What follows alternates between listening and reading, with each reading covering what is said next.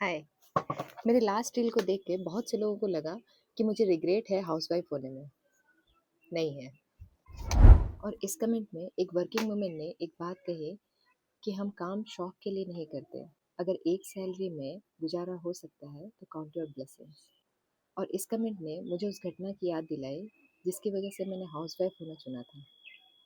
मेरे घर के सामने एक बच्ची रहती थी। 2013 की बात होगी ये। मेरी बेटी छोटी थी, 8-10 महीने की होगी, और वो बच्ची 3-4 साल की थी।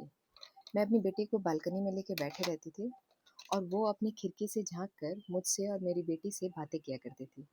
छोटी छोटी प्यारी बातें। एक दिन बहुत देर हो गई और वो आई नहीं खिड़की पर, तो मैं उसके घर गई।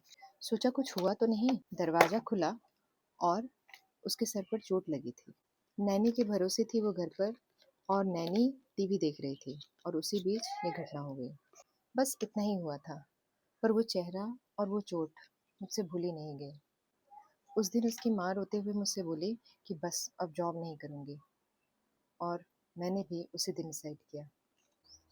हस्बैंड अक्सर मुझे कहा करते थे कि मुझ में बहुत पोटेंशियल है और मुझे कुछ करना चाहिए, पर अंदर से कुछ था जो बोल रहा था, ये बच्चा तेरे भरोसे ही इस दुनिया में आया है, इसका भरोसा मत तोड़ना। मैं वर्किंग मॉम को जज नहीं कर रही हूँ। उनका दर्द भी रियल है और उनकी मजबूरी भी रियल है, पर मेरी चॉइस भी रियल है। बस वो 5 सेकंड जब कोई पूछता है कि क्या करती हो, वो हर्ट करता है। पर वो 5 सेकंड मेरी पूरी ज़िंदगी नहीं है। जब मेरे बच्चे स्कूल से वापस घर आते हैं और मुझसे चिपक जाते हैं, वो 5 सेकंड कुछ नहीं है इस मोमेंट के आगे। ये मेरी कहानी है और ये मेरी चॉइस है। आपकी कहानी क्या है? मिलती-जुलती है या कुछ अलग है? Please share. मिलते हैं कल। जर्नी अभी जारी है।